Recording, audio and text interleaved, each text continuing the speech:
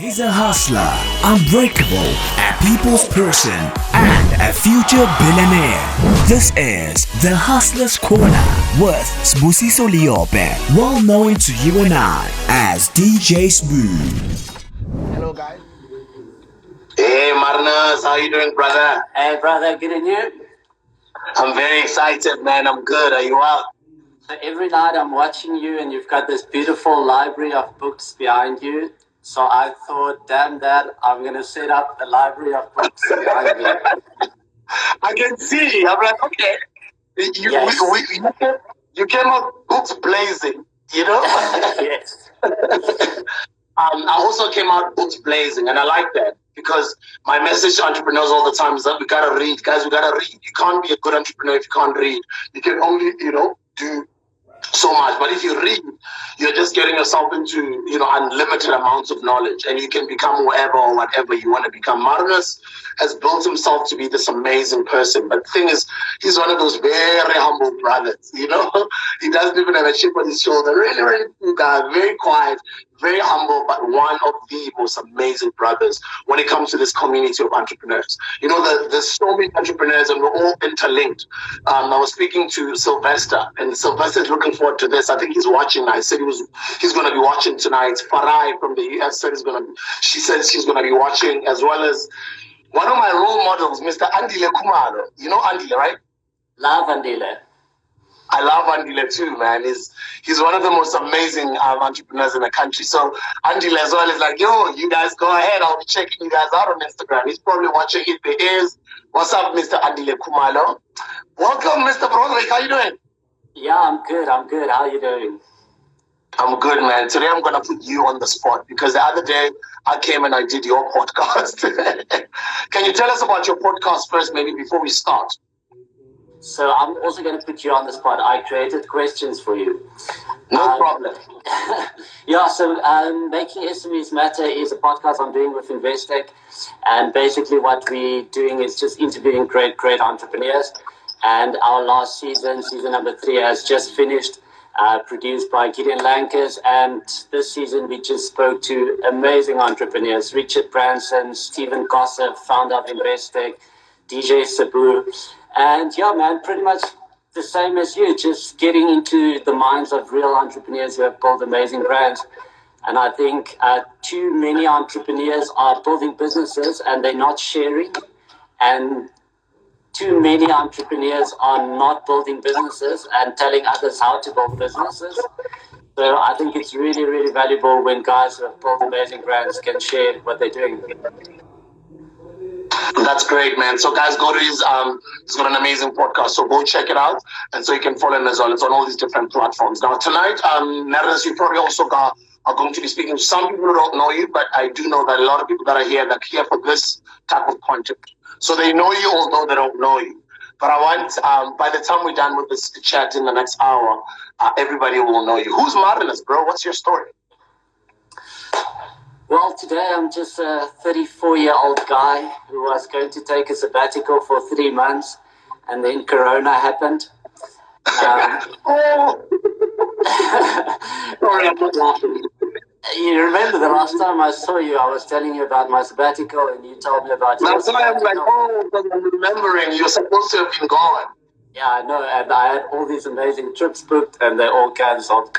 But anyway, that's who I am today. But over the last 15 or so years, I grew up in Harrismith. I was born there, raised there, was raised by a single mum. And my mum didn't have any money, so I was forced into this position where I had to make cash for myself. At the age of 18, I got an opportunity to do articles at an auditing firm. And it was the best 4 years of my life where I just worked like myself to death, just to get so much knowledge, experience. I wasn't paid anything. And then 4 years later, I came to Joburg with just a dream to start a business and be successful. And yeah, in the last 10, 12 years has been absolutely incredible. Built some really cool businesses, worked with amazing people. Was on Shark Tank 4 years ago, and that gave me a public platform to talk more about entrepreneurship and share some of the lessons that I've had. wrote a book from that, started a business around that. And then at the beginning of the year, I just decided to leave all that behind. So for this entire year, I haven't done any media, no content. I'm just chatting to you tonight because you're a good friend, and I love your work. I think this year was just for me to just find myself again, find focus into something that I can grow. I wanted to take a sabbatical. And yeah, that's who I am, man. Just a guy from the Free State, and over the last 10 years had a great entrepreneurial life. Worked with so many small businesses and small business owners, and just learned so much from them. That is incredible, and that's the thing when I say you're humble, because you're telling us your story, but you're living out a lot of juicy things, which I'm sure we'll unpack as we go. Because for me, the conversation here is entrepreneurship, and the main aim of the Hustlers Corner SA podcast is exactly the same aim with his podcast as well. It's just to share these stories and inspire you guys, because we can sit on YouTube every night and do current affairs, we can do gossip, we can do entertainment, music.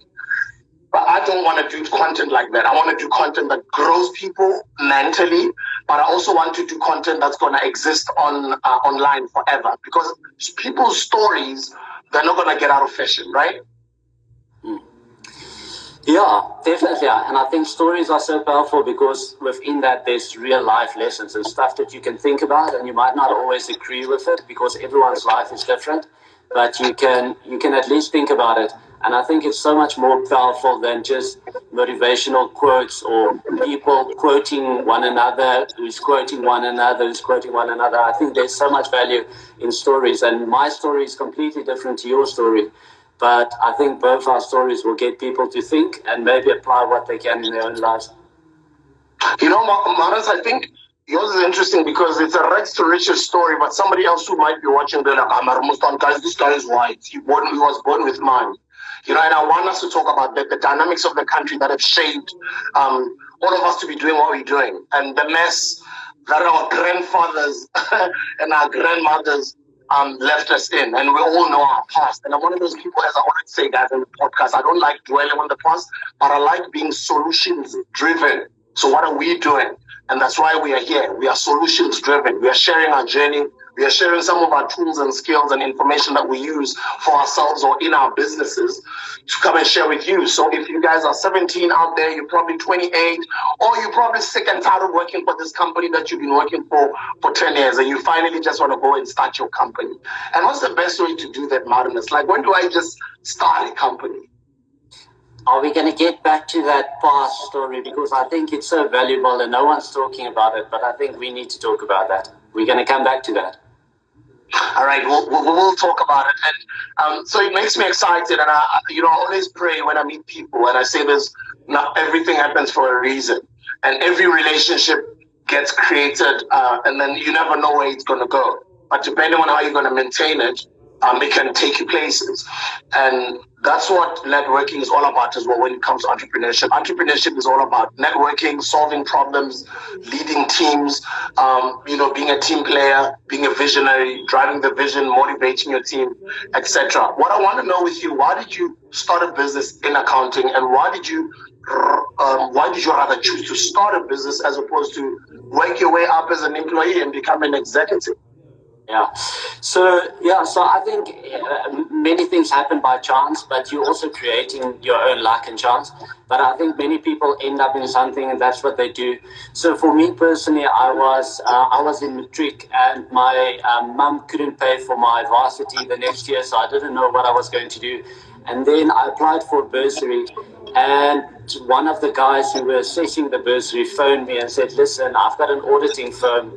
I'm reading through your CV. Don't you want to come and work for me? So by accident, I landed in that profession. It was amazing. It was 4 amazing years where I did articles. I really worked my butt off. And that's how I got into that. So that gave me the opportunity. And if you're 18 years old today and you don't know what to do, it would be my best advice is to go and work for free. Go and don't worry about the cash that you're making. Don't worry about sleep or partying or anything. Just go and work for 4 years of your life. Work your life away. and you'll never regret it any time in your life again. So that's basically what I did. And then I applied for a couple of jobs coming to Joburg, but I had a little bit of saving. And then I thought, you know what? I can probably survive like 5 or 6 months with my savings. So let me go and start a business. And if it works in 5 months, then I've got a business. And if it doesn't work, then I'll go and find a job. So that's how it started. Wow, and how did a lot of I don't know how in accounting, do you have a business partner, or because we're saying it started, but the people that are watching is like, who did you go to? Who helped you? How did you know where to go register? Some of those things we take for granted when we sit there with the kids, Marnus, they ask me the most simple things. And I'm like, I'm assuming sometimes a lot of people, they know all that information, but I've gotten to learn to not assume that people know, to share information as if I'm speaking to people who don't know. Although those who know, we don't want you guys offended and feeling like, these guys, they're speaking to us as if we don't know this information. If you know it, that's fine. Probably this page is not for you. This page is pretty much for people that are mostly young, but most people that want to get into business and people that are in business that just want to grow. And not only in business, people that are also pushing their own professional careers, that they're hustling in corporate. Right now, we are in this situation, Marnus, and I think this is what's going to occupy most of our conversation tonight. COVID-19, speak to us. Yeah, so let me tell you. So I came to Joburg not knowing anyone, like really, really no one. And back then, social media wasn't big. Google search and all of the easy stuff today, we didn't know anything about. So I arrived in Joburg and I had to find clients. And dude, I did the craziest things. I went to every single networking event. It was terrible for me. I was 22 years old. I was an accountant. People didn't trust me. They thought I'm too young. But I really just went to every single networking event. It was never nice for me, but I went and introduced myself and I picked up a client. And from there, I picked up another one. And I think it's such a big problem with the youngsters of today. They're hiding behind these computer screens, and they don't want to get out of it. They don't want to make calls. They don't want to cold call. They don't want to meet people. And there's a lot of value, and you can get a lot of clients online. But you got to do the uncomfortable things, and especially when you're young, when you don't know anyone, when you don't have anything. That's the shit that you got to do, and no one wants to do it. But that's how I started, and I think it's what you got to do. That's interesting. Those are some of the struggles, man. We all start like that. I started like that. I used to sell, Marnus, I used to sell in trains. I'm definitely sure you've never been in a train, the type of train I'm talking about, not a how train. I'm talking about a train where people are learning there, somebody else is humoring, someone else is playing card games here, you know what I mean? Like, I used to sell in a train like that. I used to sell like vegetables, fruits, loose drawers, and that's how it starts, because you start getting used to money, you start getting used to dealing with people, communicating with people, and then you start, dealing with money and seeing money and making money and counting your stock, etc. That relationship with money, I guess, is very important, because that's the one that's going to make you a success in the future or not. Your relationship with money. For sure. Definitely. You got to learn that, and we don't learn it in school, so you got to learn it somewhere. But I also think next to money is you got to learn to be uncomfortable, like super, super, super uncomfortable. And I read a book many years ago where the guy had like this weekly challenge to make you uncomfortable. And some of the stuff would be like, go to a girl in a shopping mall and ask her for a number. And then whether she gives it to you or not, you throw it away. But just getting that courage to do that. And in business, it's no different. Walking up to someone that you admire and go and say hello. Walk to someone you want to be a client. And through that learning experience, you get to learn to be uncomfortable, but that gives you the opportunity to learn about money. Learning about money is the most important thing, because that's what can hold you back. And I guess that's what has held us back, especially us Black people, because we're not used to money and we don't have a relationship with money. And Marnus, I still don't understand why the education system doesn't, let me say, improve maybe is not the right word, but evolve. What do you think as far as the education system and its relevance in 2020? No, I think we can all agree it's absolutely BS. some of my friends who were in school with me who did absolutely horrible at school became some of the most successful entrepreneurs and business people I know today. In school, my one friend couldn't read. Like, he couldn't read. And when the teacher asked him to read, he said, I'm not going to read and I'll take 0. And he was held back a couple of grades and everyone thought he was done. And today he's probably one of the most successful entrepreneurs that I know. So it's just failing us on every level. But I do think there's change happening, and hopefully soon we'll have a education system that will actually work. Right now, you're a part of the team. You lead the team. How big is your company right now? What are some of the challenges that you guys have been experiencing during this time? Yeah, so I've completely scaled back at the end of last year. I got out of everything. So I sold my accounting firm to a listed company, bought it back last year, 2018. And then at the end of last year, I just got out of everything, and my plan was to take a sabbatical this year. So I'm actually very happy that I'm not involved in too many things right now, but I am still involved with our accounting firm, which is the Beancounter, and a new tech startup.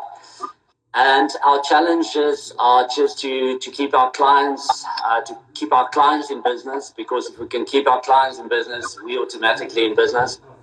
It's been super tough. We're working with hundreds and thousands of small businesses and small business owners. It's super tough for them. I think we're underestimating what's actually happening out in the economy. I think we're going to see it now as we reopen. The challenges are that cash flow is big for these guys. They don't have cash flow. There's no sales coming in, and they're losing clients. So it's a recipe for disaster. But I mean, as a young person right now in this situation, what do you do?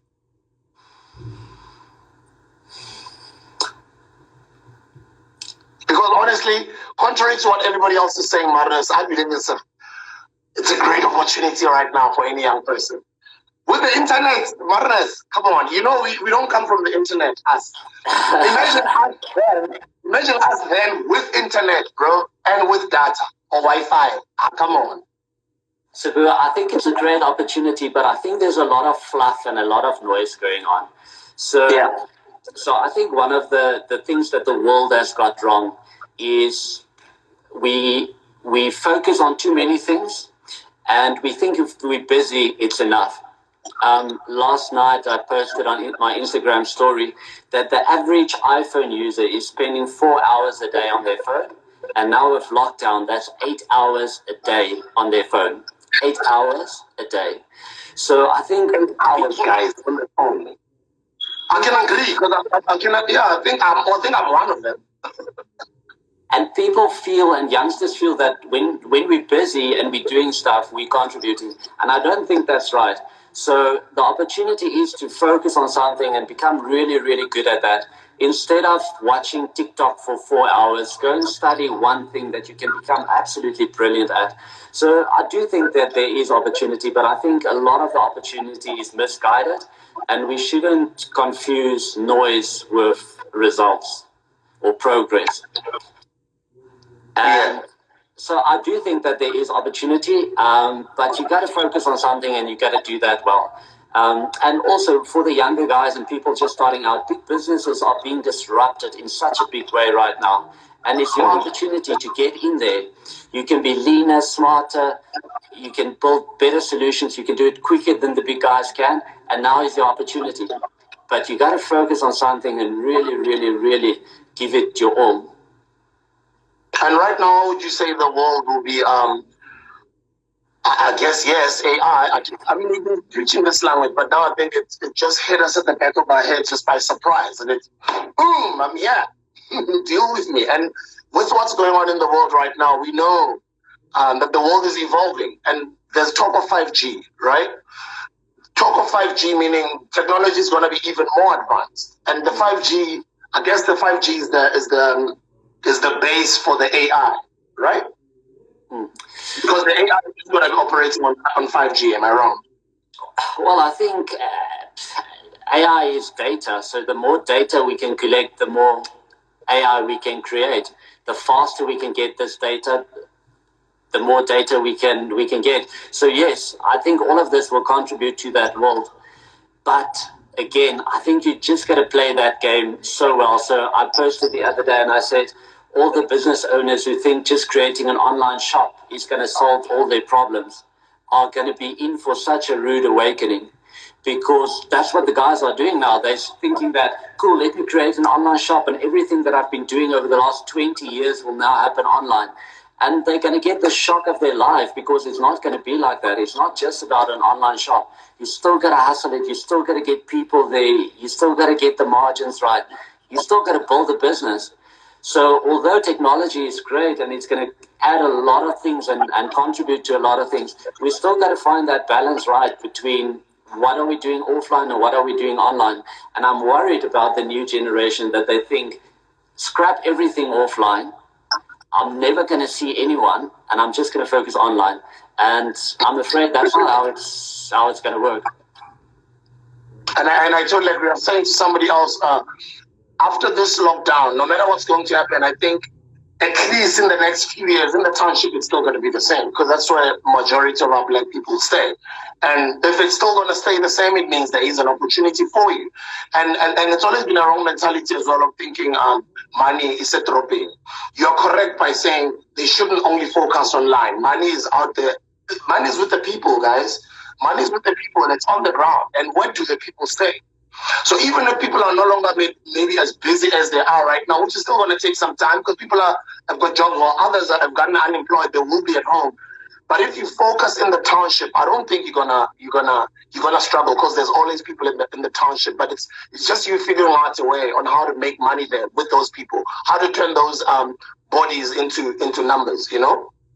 For sure. And what's the biggest name in business is relationships. And how do you build and foster these relationships? How do you get to these relationships? So it's amazing to have online as a medium and as a channel, but the biggest deals are being done. Brother, we've chatted on social media, but when you came to my house and we bonded and we had a conversation for an hour, and that's where the real magic is happening. So you just got to find that balance. So whether you're in township, whether you're wherever, like building those relationships is key. I like what you're saying, because as much as what's going on, it's not like things are just going to happen like how things have happened. There will always be that human touch that is needed, which is it's going to take some time, you know, for it to be eradicated in the world. So I just want you guys, you young guys, to just be inspired. I want you young guys to be happy with what's going on. I don't want you to be depressed. I don't want you to be scared that you're going to get coronavirus. I want you guys to protect yourselves, you know, do all the precautionary measures. But as far as your business is concerned, or your future is concerned, your career is concerned, I really do think that you guys are living in amazing times. You just heard when he was sharing about his story, which is on his book as well, that he started out from nothing, from a Free State, that's right, sorry, from, why am I calling Free State? Free State, yeah. It's not an easy thing to get to where you are, guys. There's a lot of work that gets to be put, but when you are here in 2020, the whole world is speaking about whatever they're speaking about. You know, I've got two young guys in front of me, yes, Marnus. I call them my sons, you know, they're in their early 20s. And a lot of the things that I'm doing, even all of these things, everything, it's not me, it's them. They know all of these things, and it's them that get me to broadcast. They know all these different programs and softwares. That's why I'm saying it's a fantastic time for anybody young right now, because you're not owing the taxman 5 million rands. You don't have very big bills of 30,000 rands every month. You're still studying out, you know, and we are here for you. We're here to encourage you. We're here to inspire you by just having this conversation and going back and forth. I don't want you guys to have that negative mentality. I really do think it's a great time now. You know, even Marnus, our business is also struggling. Well, all of our businesses are struggling. The drinks business, obviously, we've sold the least. Well, the year just started. We've sold the least this year, you know, the drinks. And we're not the only one. Obviously, everybody else is affected. With the radio station, you can say, yeah, you know, we're smart, we're ahead of the curve. We built a digital business before it got here. People didn't understand us at the time when we were talking this language with Gareth, Cliff, and Thibaut Touch. But now people are understanding what we're talking about because it's here. It doesn't mean that we're going to thrive immediately. It means we're still going to have to deal with this pain for a couple of months to recover, only to do better later. And I don't know what is that word called in English, or what is it referred to, where sometimes you gotta step back to spring forward quicker or faster or further, right? Yeah, for sure. You're asking about stepping back, right? Yeah, I'm like, sometimes you gotta step back to go far. And stepping back, it does not mean when you're shutting down that business, you are wrong. It does not mean when you're losing that job or when it's growing pains. I'd like to look at it like that. I'd like to look at times like these, Marnus, as opportunities of a new beginning. I don't see the crisis as much as it's sad that people are losing their lives, but at the same time, as an entrepreneur, I see it as the most greatest opportunity in mankind. Actually, from now, I really do think we're going to produce trillionaires, even, not even billionaires. Mm-hmm. Yeah, for sure. Yeah, definitely. So I see it with a lot of small businesses that we're involved with, where the guys have been carrying on for so many years, not enjoying it, or they may be just on the brink of something, but they're really not enjoying it. They're not creating massive stuff. And this is actually giving them that platform to say, okay, that's it. Let me start something fresh. Let me change my business. It's that opportunity that I've always been waiting for. I also think it's the first time that we really getting all this time just to think, and we don't do it, eh? I've got this ritual where once a month I just lock myself up for 24 hours, no technology, just sitting in the room, and I just think, and it feels like a 2-week holiday when you do that, because we don't have time to do that. And I think that's what this space is creating, is for us to have that time to actually think, what are we doing with our businesses? What are we doing with ourselves? And I think it's never a bad time to step back. And the one thing that I'm very passionate about, that I know you are too, is for youngsters to step back for a couple of years in their lives and to really work hard to get to the front. Do I need education so much to be great in entrepreneurship, or I don't have to go to university? I can just, yes, I know that you can become an entrepreneur, etc. But I always emphasize education, Marnus. Although I always say to you, education is not relevant right now. I don't think it is. I always emphasize it because you got to be informed. These guys have to be informed. These guys have to know how to run these businesses. These guys have to know their numbers, because you have to know your own business. Because if you don't know your own business, at some point you're going to get into trouble. So, I know more of the other side of my business, but the back end side of my business has been taking me years to learn, and it takes a while, because you need to remember the background that I come from. I'm still going through that right now, where I'm learning, and my company is going through restructuring as well, because we've had some new partners come on board. So we're also going through that growth, and I've seen with us as well, with our new partners who've come on board, the first few months that we've been working together, I'm also individually as a person going through growing pains, because this baby that you just had with yourself and your business partner, now other people are coming in. It's like, now I have to share ideas with no longer just 2 or 3 people. I have to share ideas with now 9 people. But it's those people that you've been dreaming about, that you've been wanting to come on board to help you to make this thing big. But it's part of growing pains. I guess it's what I was saying earlier, that sometimes you got to go back to grow. And that's me. So how we started the drinks business when Marnus was, we created a street network of guys that sell in street corners. That's the reason why my brand is alive today. Because in our minds, we thought we must go to retail, but that was the wrong strategy of going to retail. It's the most difficult spot to get into. If we knew, we could have done what we're doing now in the beginning. In the beginning, we could have straight approached and started having conversations with wholesalers and cash and carries. That's where we should have started. But we didn't start there. We started knocking on doors on retail. Doors were closed. It was so difficult all these years. And eventually we decided to change the strategy and go to wholesale. Wholesale opened up everything for us because we're doing extremely well. Now remember, wholesale services, spaza shops. And then the spaza shop community services, the townships nationwide. So wholesalers are the biggest, because wholesale also services retail. Sure. And this model is working amazing for us. So sometimes you might just think, you might not plan something, or you might not suddenly be a genius, but the way things happen, or the way God makes things happen in your journey, they turn out to happen in your favor, but you only get to see that in the long run, right?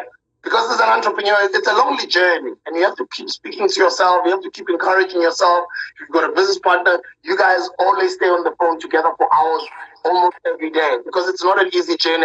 I've never done something so difficult in my life, Marnus. I don't want to lie. I've enjoyed it, but I've never done something so difficult in my life. I've enjoyed every minute of it, but it's the Mofire especially has been the most difficult project I've ever done. Yeah, but that's exactly that, eh? It's that journey of discovering, and you're never going to learn that in a textbook. And you got to do that over time. And I think that's a challenge for many people, many aspiring entrepreneurs. They're trying to figure out that perfect little journey, and they don't want to start before they're getting there. And they sit on ideas for 3 years or 4 years, or then they try it and it lasts for a year and then it's not working. And then they go back to the drawing board. And business just doesn't work like that. You start, you learn something, you change, you test, you get something that works, you focus on that. And it's BS that all these little stories that we see of businesses being successful in a year or two, it's a long journey, and it's a journey that you're learning and evolving all the time. And if you take some of the biggest businesses in the world or in South Africa today, it never started off as that.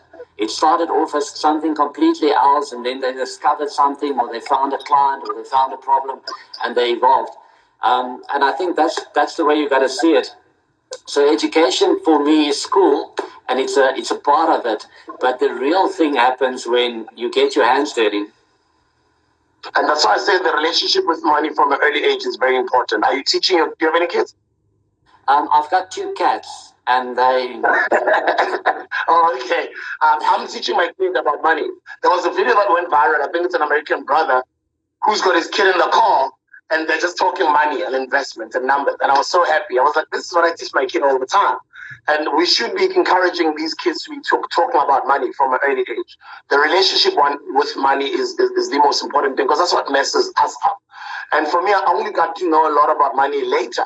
And it was already late. I was already half in debt with Truett's accounts. I was already half in debt with Edgar's accounts, Levi's, Stutterford's. And you remember, I mean, we were buying clothes all the time. And, and these companies will not leave you. They'll send you letters. They're like, yeah, you qualify to come and buy for 800. You qualify to come and buy for 1,500. You get excited, all this buying clothes, and then you get deep into debt. And that's what I want us to talk about. While we're in the issue of talking about money, Marnus, let's talk about credit and how young entrepreneurs out there can use credit to grow themselves or their businesses. Yes, I think one of the biggest problems and challenges with aspiring entrepreneurs is that they think they need this huge amount of cash to start a business, and they draw up business plans and they work for years to try and get funding, and they never get funding, and then we blame government and we blame everyone for not getting funding. But you shouldn't be asking for a lot of money when you just started out. If you're successful in business and you want to grow, you want to start a new thing and you've got a lot of experience, yeah, sure, go and raise cash. But when you're starting out, you got to bootstrap, and you got to start with what you've got, and you got to scale that idea down to a point where you can start with what you've got. So I'm a big fan of credit, but it's credit that's got to work for you. So if you've got a new business plan, you can't go and raise 5 million rand. You'll mess it up in 6 months or a year. So go and start with something, prove something, and then once that's proven and you've got a plan how you will make more money when you get more money, then go and do it. But too often people go into huge debt, and it's not making money fast enough for them, and then credit is your worst enemy. And in terms of credit in your personal life, you should never do it. Like, don't take anything on credit. Scale your lifestyle down, get business working for you, and then buy whatever you need off your money on interest. Never. I like that what he said, guys. He said credit should work for you. You should work on your behalf. So don't go borrow money to go spend it on expensive clothes, because now you've got a debt that is not paying itself back and it's not empowering you. So when you're getting credit is good. Robert Kiyosaki says so. But credit is good if you're making it work for you. If you're going to take that credit and go buy an apartment in Doornfontein that you're going to rent out to students, or you're going to buy an Uber that's going to go and make you some money, I think that's great if you're getting credit for that. But to get a credit to go buy an M3, an M4, or a Porsche, when you still don't even have, you know what I mean? Like, I think let's be smarter. Don't do the same mistakes that we did. I made a lot of money mistakes. I don't want to lie to you. I've paid that school fees and I dwell on money a lot. And I've made Nicolette Mashida, my friend, the financial bunny, because she's so smart about money. I've made her my friend and I'm always learning. Because sometimes, guys, with this, in these job streets or in this entrepreneurship journey, you always have to be around such people. You know, these people are smart. Be around them, because all these smart things they say, they end up landing in your ear. And just make sure that you ask the right questions, right? Yeah, so I've got a bit of two opinions on it. So number one is, I think you can cut your life for maybe 5 to 10 years. And we all know this. We hear it on podcasts, we hear it on videos, we hear it all the time, but we don't do it.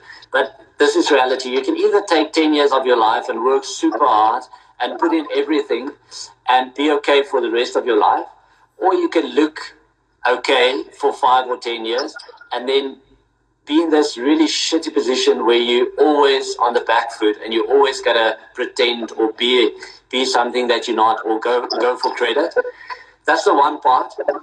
The other part that I'm saying is, when you're an entrepreneur, you can spend. Go and hang out at expensive hotels where you will meet amazing people. Go and pay a lot of money to be in places where you're going to find amazing relationships. So it's just finding that balance between the two. Don't go and spend it on expensive clothes. Save, but also don't live this mediocre life where you're not doing anything. You're not going to meet amazing people. You're not going to be with amazing friends. Just find that balance between the two. I like that. But then you started from nothing. You built it. I was telling you that I'm going through growing pains. Did you go through those growing pains? Because I do know that a lot of us startup entrepreneurs, we go through that, what do they call it? They call it scaling up. The scaling up challenges. What happened with your company, Beancounter? Yeah, but like those challenges are always there. So it's not about starting or scaling up. It's always there. Like, we were part of a listed company a year and a half ago, and then the challenges are just different. Today we're in Corona, and the challenges are different. One of my friends said, with the whole Corona thing, when Corona happened and business owners were finding themselves in a difficult position, he said, shit, I didn't realize I was the only one facing problems every single day of my life, and today is just a different one. What happened in your business? Everything was smooth sailing, and now all of a sudden there's a problem. And I thought that was kind of cool, because we're so used to dealing with challenges. And I think whether you're small, big, there's always just going to be challenges. And then there's going to be challenges, but you got to be solution driven, right? You got to solve those problems, because that's what you do. It's not about being glamorous. It's about solving problems. You got to solve those problems and lead your teams. But then again, I haven't been in your position where I've built something where that now people want to buy. Yes, I think the past 2 years especially, I've had a couple of offers with my business partners. We've had a couple of offers, people wanting to come and buy. The media business, yeah, we had an offer there, but yeah, I think we had 3 offers here. And it's still too soon for us. We still want to work on this thing and build it at least for another 10 years, because it has to be worth something. When do I know when to sell? When do I know when to, and how do I sell as well? How do I sell a company? Yeah, so I've got a couple of thoughts on that. Number one is, and this is probably one of the biggest lessons in the last year or two for me, is like, we got to realize that we as people, we're completely different, and we as entrepreneurs are completely different. And some people want certain things. Some people want to go into a heavy, fancy corporate building and sit around the table with people and be all banker-like. And some people want to work from their homes in their t-shirts and jeans, and you got to find out what's working for you. And I think we get so conditioned into, we got to build this company and then sell it. And what I realized through that, it was a horrible journey for me, because it didn't align with what I wanted to do. And today I'm super happy because I'm doing the stuff that I want to do. So I think, first of all, you gotta understand what you want to do. And maybe you just want to have a small business with 3 people generating an income for yourself. And then that's cool. Don't let the world tell you what you need, because you're going to be super unhappy. But if you do want to sell, I think people buy businesses that's making money and that's got something unique. And whether that unique is the IP that you've built, or you've got big contracts, or maybe in your case, you've got a big distribution network. So instead of me starting my energy drink brand new and I got to build that up, there's value in that. And ultimately, 99% of the time, the guys want to make money. So you got to focus on, how do I get my books right? How do I get profit as big as possible? How do I remove myself if I want to sell the business? So I think if you are in the journey of selling your business, it's maybe good to stop a year or two before that and say, cool, how do I make this business ready to be sold in a couple of years? And then to really work on that, to put the teams in place, to get the cash going, to make profit. And then there's a lot of opportunities. People are sitting with a lot of cash, and especially corporate companies, they're sitting with a lot of cash on their balance sheets and they're looking for opportunities. But sadly, there's not a lot of businesses that's generating good cash and that's got good systems and good people in place where guys can come in, buy that from you, you step out and they carry on. There's not a lot of those companies. But if you do get it right, then the reward will be cool.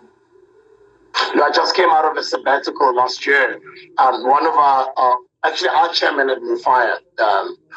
Went on he sold more than one business. I think they sold 2 or 3 businesses. I don't know how many businesses he sold. Built from scratch. One of them was a media company. Listed it from nothing all the way to listing. And that's the type of guy you want to have on your team. So he's our chairman. And he gives you hope as to where the vision is going to, where the vision is going, and then that's quite interesting and quite exciting. But somebody gets to be in so he did that. He was in that media business, built it, sold it. 5 years, took a break, traveled the world, sabbatical for 5 years with his wife. Had fun, came back, and then he got the passion for beverages. So he was basically getting into an alcohol company, and it's a alcohol distribution company. And that's how we come in, because then we merged. We got those guys to come on board to do our distribution. And then obviously, then he fell in love with our brand, because as much as they could, see from a distance, eventually when they experience MoFi and the type of energy that it has, they had to be a part of it, our new partners. But my chairman spoke a lot of things about a sabbatical and selling businesses, and in this day and age, what to do next. You're in the same boat. You've just sold a company. You're planning to go on a sabbatical. There's coronavirus happening. What's going on in your mind? What is your next step? What are your next moves? What is up next for Marnus? Yeah, so right now, as I said, I'm involved with 2 things. So Beancounter, we're just trying to keep our clients happy. We're trying to support small businesses as far as we can around our clients. And then secondly, I'm in a tech startup that it's live, but we're going to have a new launch in about a month or 2's time. So it's exciting for me because I get to work with a small group of really smart people, and I want to build that into something big. But this time it's different because it's got to tick my boxes, stuff that makes me happy. I want to work with really smart people, and I think life's too short to do the stuff that you don't want to do. And we hear it all the time, like, life is too short. But I think for me, I really realize that. And every day I just want to do something cool. And this is it for me now. And what are some of those things for the future? So tech, because you're still young, bro. Like you are, 34, you're still young, bro. You've already built and sold the company. Imagine. You're already telling your story. You're now a best-selling author, bro, at 34. You've already sold the company. That's so dope, man. You're so inspiring. That's amazing. And you're such a cool and chill guy. And I like this. And that's what I like about you guys, seeing guys like this. Because a lot of people have this image of everybody in a tie and everybody's so serious and boring. But entrepreneurship is cool, man. It's just people who are passionate about what they do. And I look at you and I'm like, wow, that's so inspiring. I started with a guy called Marnus. Those people we used to consult so much with, the guy who started a brand called Soweto Gold. Soweto Gold, I think, got bought by Heineken. Man. Is it Heineken? Not sure. I think so, yeah. But anyway, I remember the time they sold. Because we started MoFi at the same time on Soweto Gold. So when they were selling me, I'm like, you know? And the guys were like, yeah, no, we sold and we're good. And hey, as the struggle continues, you know, actually 2 of my friends, even another friend of mine who had a tech app called Local Mutes. I don't know if you've ever heard of Local Mutes. It's a car sharing app. Okay, it's a car sharing app that he created and got bought by a company called AA. Not Alcoholics Anonymous, you know, the AA. Sure. People that get stuck on the road. It's been around for many years. So they bought his app, and obviously, you know, he got to work with it. And I was just positive jealousy. I was jealous. I was like, wow, guy's already selling. He sold his app. Wow, he's getting this much money. Oh, they're even taking, he's going to be working for, they're giving him this much credit. He's still going to be doing his company under them. He's going to be paying, he's going to have him. Oh, look at that. He sold as well. He just sold. Is it a beautiful position to be in? Is it a lot of things that are cluttering your mind, or you know exactly where you're going and you're cool? No, so I think, like I don't want to say I've been around the block, but I've seen so many businesses and I've seen so many entrepreneurs, and the stuff that we always see in the media is not always what's happening on the inside. And the media is telling us one story, and we're seeing the guys selling the businesses and everything. But it might be completely different for you, and that's why I feel so strongly about that. You got to do what really makes you happy. But no, dude, it's completely uncertain. There's a plan. There's always a plan, and there's a target, and working towards that. But it's super uncertain, and when things like Corona happens, it's even more uncertain. But I think what I've replied to all my friends who's asking me about Corona is I'm saying we're doing whatever we can and we're making peace with the rest. Because whatever happens, we're going to look back and say, I've done whatever I could. And there's nothing more that you can do. And I think it's kind of a cool way to live business and life, is to say that whatever's going to happen today, I'm just going to give my best. And there's nothing more that you can do. And we're so worried about it. Like, we're so worried. Where am I going? Why? You've done whatever you could. And what I'll do now is I'll also give you an opportunity to ask me some questions. I'll ask mine a little bit later on as well. Guys, welcome to the Hustlers Corner podcast. You can find the podcast on YouTube. It's about 4 months old. Go out there and subscribe and be a part of our community. Today we're speaking to Marnus Broodryk. He's a Shark Tank. Built a company from scratch, sold a company, doing really well. He's now a best-selling author, goes around, tells his story. He's just gotten into a brand new tech startup right now. So it's your chance now to ask me questions. And thank you guys for plugging in and watching. So I've got 5 questions for you. Yes, sir. And then if we've got time, we must get some questions from the people here. So my first one for you is, what do you think about the most? What's going on in your head, the topic that you think about the most? Oh, that's a very, very good question, because that's the voice that speaks to you. That's you. That's what becomes the things that you work on, the mind. The mind informs what you say informs what you act on. What I'm thinking about the most is my family. I'm always thinking about the future, Marnus. My mind, when I'm just talking about now, I always say 2025. But a lot of the times I'm always talking about 2030. You guys know. My youngsters know. I'm always saying, they don't understand it. It's like, these guys only talk about 2040, 20 so far. But they don't understand, and they don't know what I know. But I know I think like that. So my mind is just filled with the future. Can I do this? This is what I guessed you would say. Where's the camera? Future. Do you see that? You're lying. I can't see. Let me see. You gotta be kidding me. Where is it? Future. You're lying, bro. How did you know? Because if you're successful, like Sbu is, then you're always thinking about the future. And if you're talking to people who's depressed, sad, not getting what they want, they're always thinking about the past. They're always thinking what went wrong, what I should have done differently. And I wrote grateful and future. And so reading the ball here. So let's throw each other with questions. So you threw me with one. I'll throw you with one as well. What book are you reading right now? I just finished Ariana Huffington's Thrive. So she Huffington Post. And then before that, so I read a lot. I just finished this one. Have you read it? No, I haven't. Man. Amazing. The Story of Netflix. It's one of the best books I've ever read. Oh, wow. I'd love to check it out. Have you finished it? Yeah, it's one of the best founder stories ever. I'll gift it to you. I'm sending it to you. Yeah.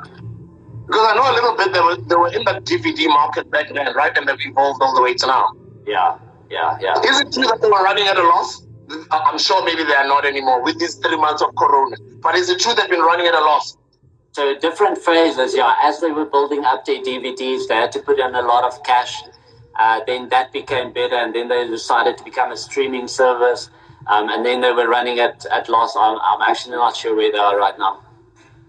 That's incredible. Okay, your question. If you were 18 years old today, what would you do? And this is for the audience, because I know so many people are sitting out there and they're wondering what they should do. Yeah, but my question back to you is that I'm 18 years old with the mindset I had then, or with what I know now? With what you know now. With what I know now. Yo. Remember sitting next to me. I'm kidding. I think with what I know, Marnus, is young people at that age, we're trying to find out. They're trying to find themselves. Let me not say we.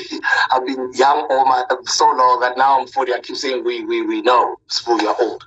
You're not young. Young people, they're discovering themselves at that age, which group to belong to. So me, when I was 18, I was already selling. I was already making money. Yeah. I started making my own money at 12. So at 18, I was already making. At 18, I was selling cell phones, bro. At 18, I was already on my first year. I was selling cell phones on campus. I was new on campus.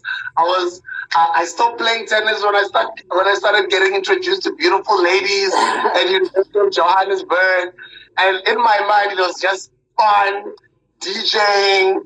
I never touched alcohol at the time. I only started drinking very late in my life. But it was fun. It was girls. It was music. It was parties. And that's all it was. My schoolwork at the time did not matter that much. Because, a lot of the time when you're first year, it's all about the experience as opposed to the actual education. And you would do it all again? Definitely, bro. I had so much. You have to remember, I was a DJ, bro. DJs are cool. I'm 18. I was a DJ. So so I had my own sound system with a roommate of mine. He actually taught me how to DJ. And then I bought my own sound system, and every time anybody had a party on campus, they used to hire our sound, and we used to come and DJ. So we had so much fun, bro. Not just being young and being students, but we were DJing. And when you're a DJ, those who know that you get to live a great life on campus because you're a cool guy. You got to do that. Okay, here's the next one. Is there anything that the world believes is right that you believe is completely wrong? So, yes. And what is that?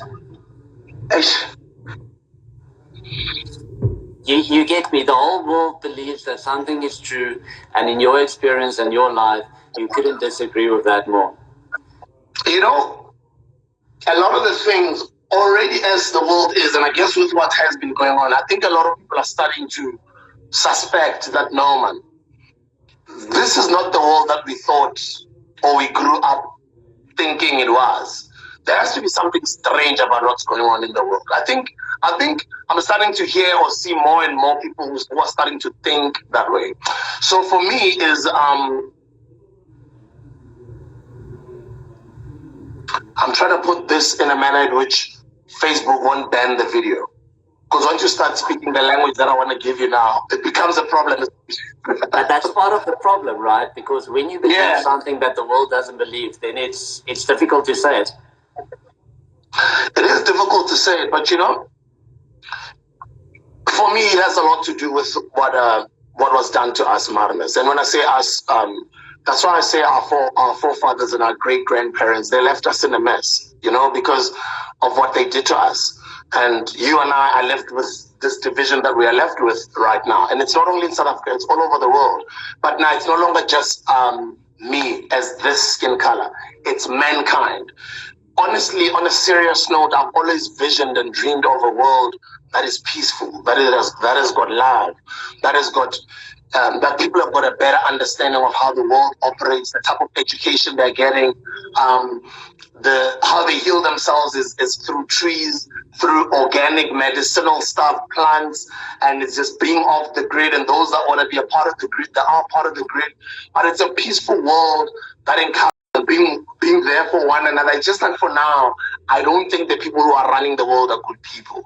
I think the people who are running the world, they're experimenting, or they've been experimenting on a lot of unfortunate things, and they've messed up our world. And it's such a sad thing that they are a shadow government of some sort, and they pull the strings from wherever they pull the strings.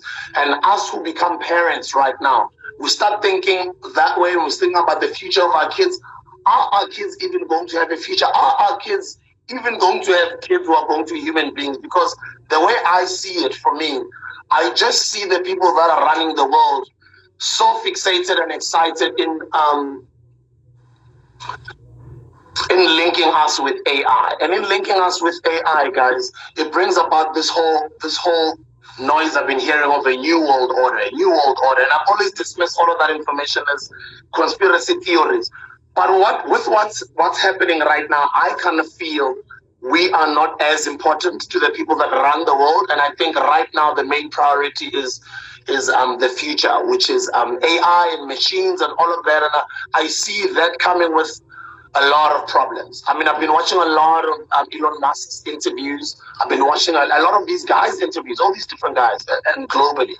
But I kind of feel where the world is going right now, there's a lot of uncertainty.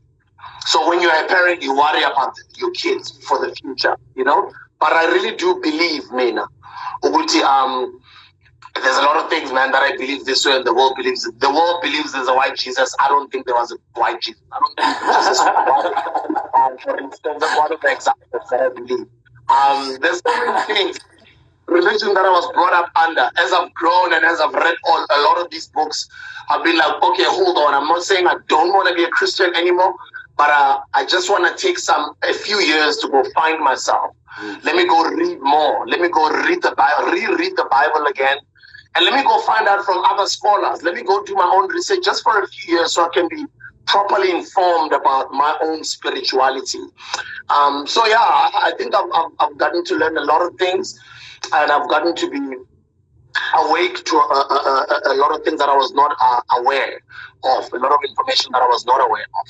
But yeah, I think for now, the one word that I'll throw in there, which is it's going to piss off some people, is that Sbu is saying, Sbu on the podcast with Marnus last night said he believes Jesus was never white. Love it. Yeah, bro, so I hear what you're saying, and I agree to that. But do you? Think I actually do. I think I was raised. What's your theory on that? Say again? What's your theory on that? That Jesus was white.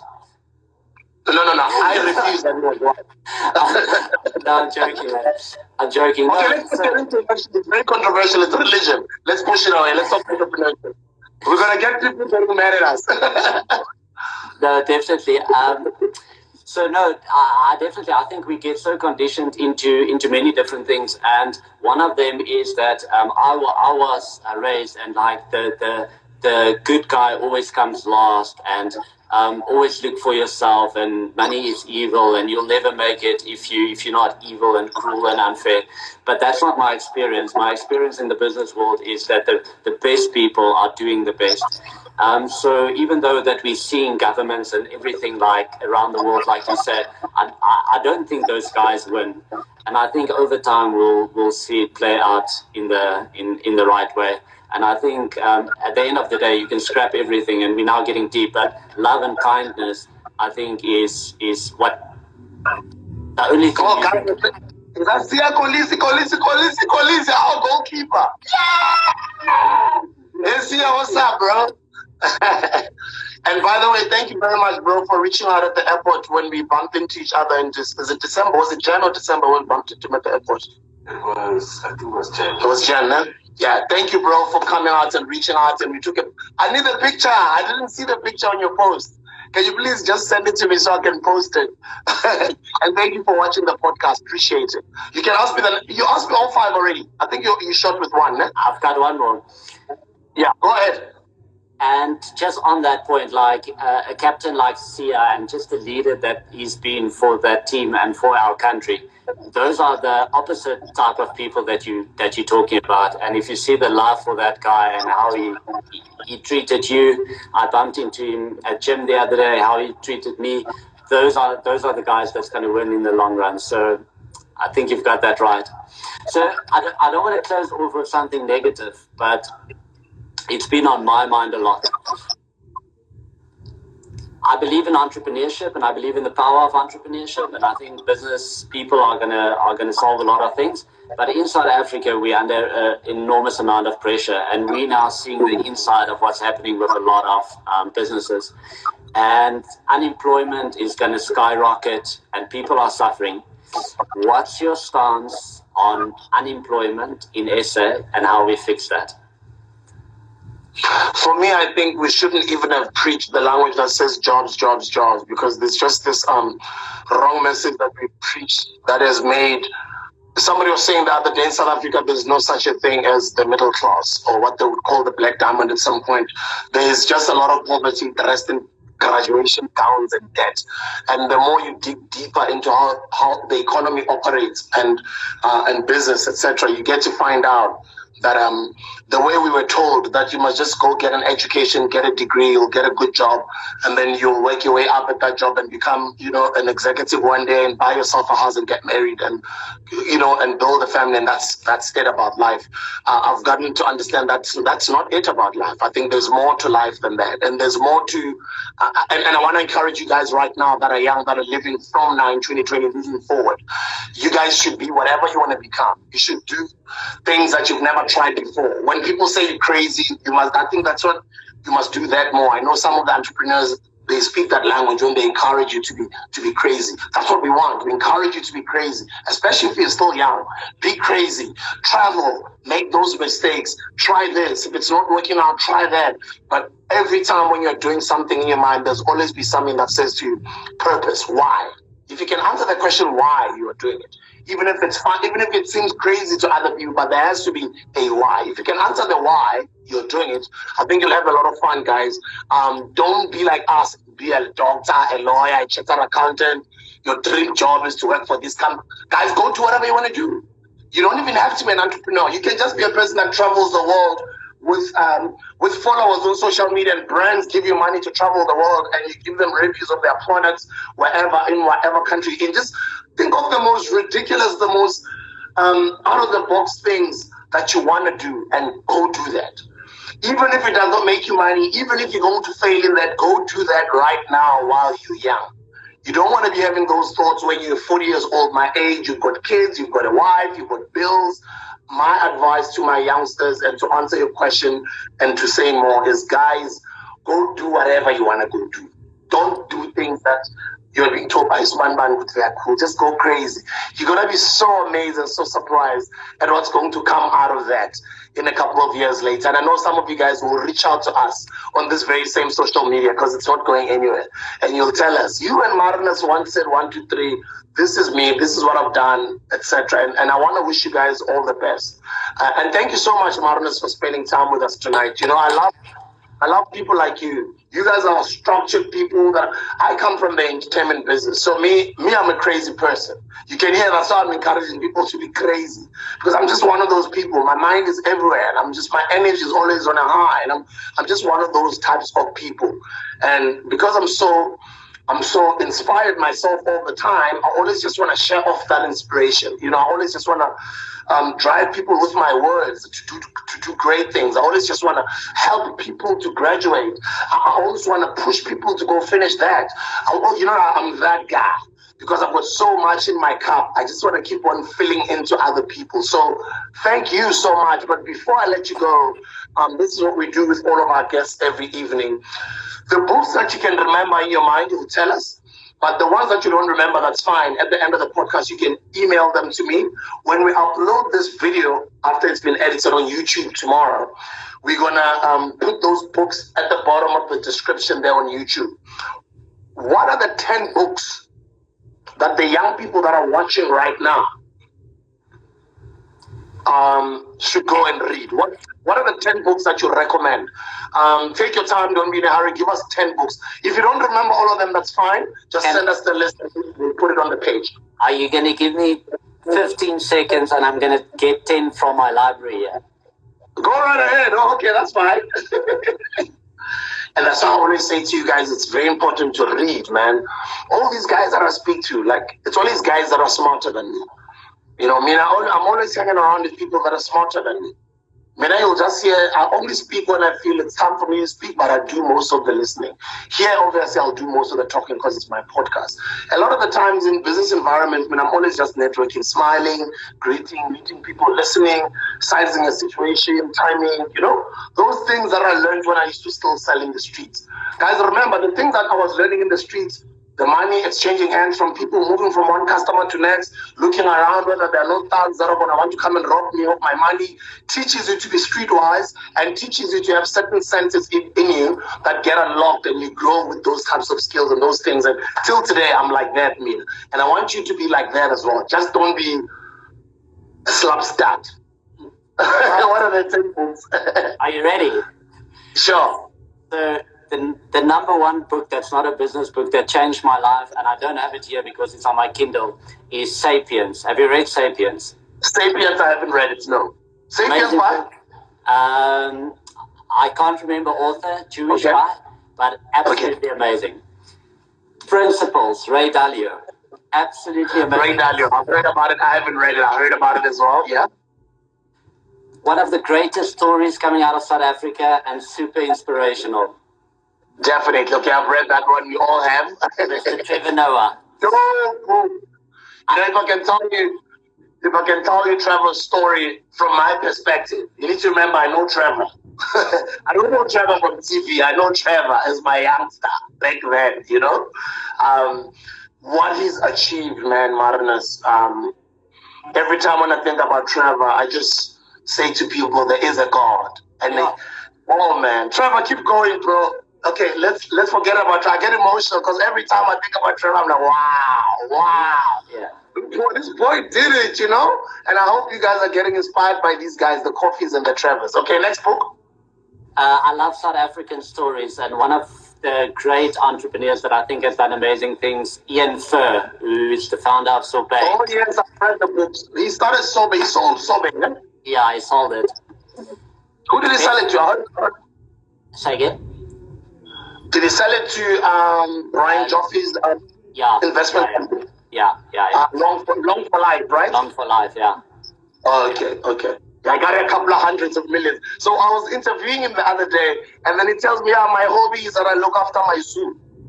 I'm like, your zoo? And then he said, you know the lion park? I'm like, yeah, I know the lion park. You mean the lion? He's like, yeah.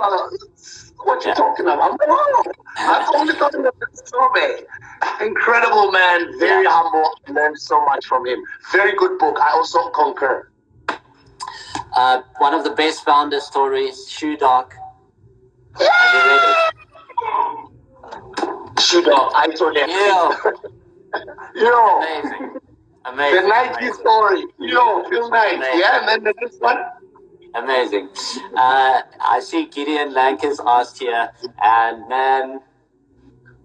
Yeah, where is it? It's here, man. Yeah. Guys, can you see what makes entrepreneurs common? Can you see these books that we're reading? Love it. Don't book, guys. Don't book. And he's South African from Pretoria. And then the next? One of the first autobiographies I read, Richard Branson, and I met him the other day and got to spend a little bit of time with him, and just super inspirational. You interviewed him, bro. Hey? You interviewed him? Yes, fascinating. This one I finished the other day, and I thought it was so inspirational. Tim Cook, the new CEO, and just how he turned everything around after Steve. That is so incredible. And guys, I thought we got cut off. So the rest of the other book, the rest of the list, please send it to us so that our young people, when they're watching this video, they can see on the description where they can go buy. Don't worry where they can buy them. They're going to go look for those books. They'll find them. Sylvester yesterday, let me tell you. Go ahead, bro. Let me tell you the books that Sylvester recommended yesterday, but you can talk. I'm listening, bro. Just the most important one on the screen. Absolutely. Oh, you see them? How can I forget about that? And we didn't even unpack much about the book. Before we give it away, bro, summarize the book for us. What is your book about? 90 rules of entrepreneurs, 90 ideas that I've learned throughout my journey, and some of my friends and fellow entrepreneurs are being featured in the book. DJ Sbu, if I knew you when I wrote this book, you would have been in here. But guys like Gilavet, Romeo Kumalu, just amazing guys, amazing entrepreneurs, and we're all just sharing a little bit of our experience. We've all built businesses and we've walked the path, and we're just sharing ideas to make you think and maybe apply in your own business. That's incredible, man. I'm looking at Sylvester's list from yesterday. Stand Against Plan, that's his book, Sylvester Chauke. And then he also recommended The Seat of the Soul by Gary Zuka. Guys, I hope you're writing, man. I'm going to say these books quickly. If you don't hear this list, go to our YouTube page and check out the interview I had with Sylvester Chauke. I'm not going to read all of them, but I'll tell you about. He also recommended a lot of South African stories. Reddy Khabi's book, The Endings and Beginnings, and the Peter Vundla book, Doing Time. That's a good book because he talks about how they started Head Boys. Head Boys was the first black-owned advertising agency in South Africa. They sold it at some point, but a lot of people don't know that their favorite soapy Generations was based around Head Boys, because the people that were running Head Boys, Peter Vundla and his business partners, Abu Mr. Hepin Chingela and them.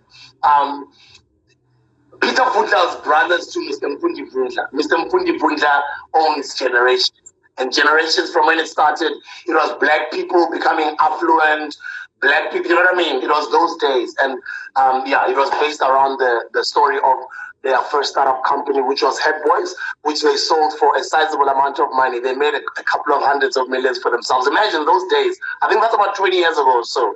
And then I also recommend, let me just read two more.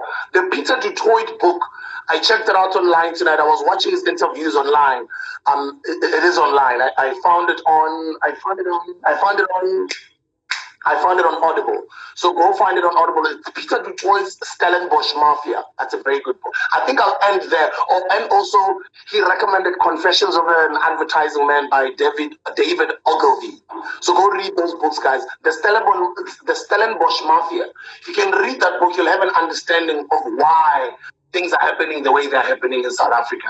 Because the economy informs everything else. Money informs everything else. And once you read that book, The Stellenbosch Mafia, it gives you a glimpse into why South Africa is the way it is and why there's big business, why it's systematic. Do you know what I mean? There's so much. Actually, that is the most relevant book. Go buy that book. Thank you so much, Mr. Marnus. Thank you, Mr. Sbu. Really enjoyed it. I'm so proud of you. I appreciate you coming in tonight. And before you go, how do we give away the 3 books? Because I want to give away my 3 books. How do you think we should give them away? Let me go to my comments. Can you? Let's do that. I know Lindy Bosbay has been very active on the comments here, and I see she's here as well. So I think she must definitely win one. Okay, who's that? Lindy Bosbay. Okay, let's see. Or actually, maybe I don't want to piss off the people here, and I'm choosing somebody who's not here. Okay, sorry guys, I'll choose somebody who's here. Let's do this. I'll start with yeah. Who? TK Is he your friend?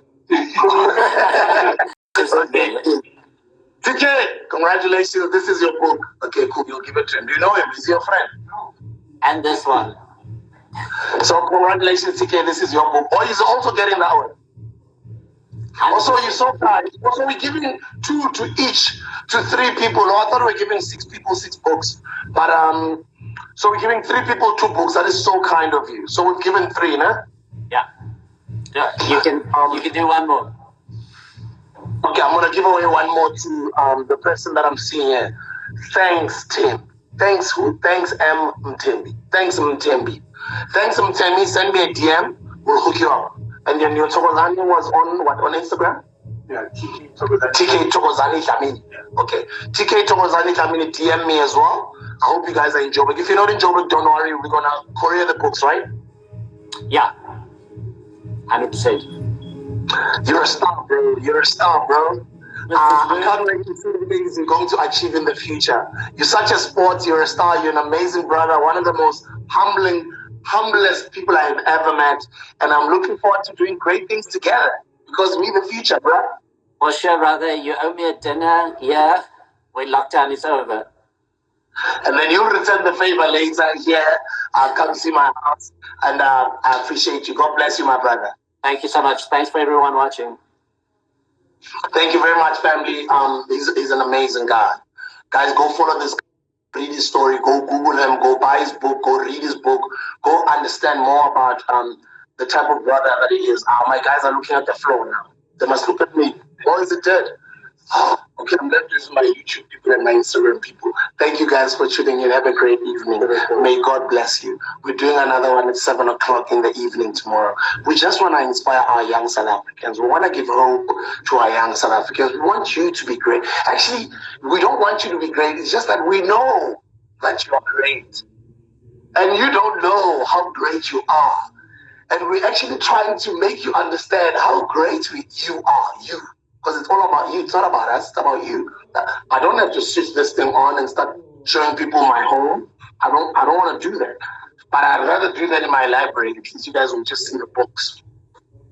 But it's because of I want to share.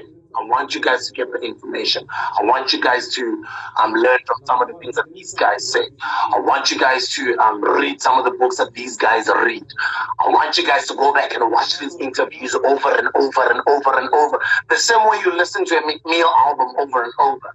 The same way you'll go and listen to a Drake album over and over. I want you to go listen to these books, the audio books. I want you to go read these books that these entrepreneurs are recommending. And I want you also to recommend some books to your friends as well. But the main thing that I want you guys to pick up from all these conversations is whatever you think will work for you in terms of the jewels that you're getting from these guys, go put it into practice. I'll say that again. Go put it into practice. Because you guys, I know, you don't put them, you get the information, you get out of the seminar, and that's it. You've forgotten about it. But it's about acting on that information. You know, for the first time in my life, last night I spoke to Dr. Cindy Trim from the US, and she's an amazing minister. She's done extremely well for herself. She's built wealth for her family. I was surprised. She gave me an hour of her time. And she called from America, from Atlanta. Imagine an hour. What's in my name? And this is not just some person. This is like a female version of TD Jakes. Go Google Dr. Cindy Trim. But let me tell you what she was saying. She was saying, Sibusiso, you guys don't understand that how we were oppressed was because of systems. You guys direct your anger on, hey, things that need to be fixed are the systems. And how do you fix the systems? By getting into those circles, by reading a book, by, and changing, influencing the change of policy for the better. It's still going to take many, many years. But yeah, we went on track with people like Marnus, with people like Sylvester Chauke, Lebuza, Mr. DJ Sbu, Sandy Leshezi, Gates and Mackenzie, Theo Baloyi, you, there's a lot of us, guys. Let's make this. And entrepreneurship is fun. No one can tell you must go cut your hair because the boss is going to fire you.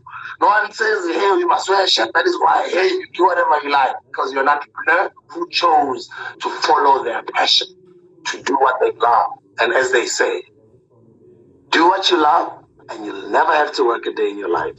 I love you guys. Have a good night.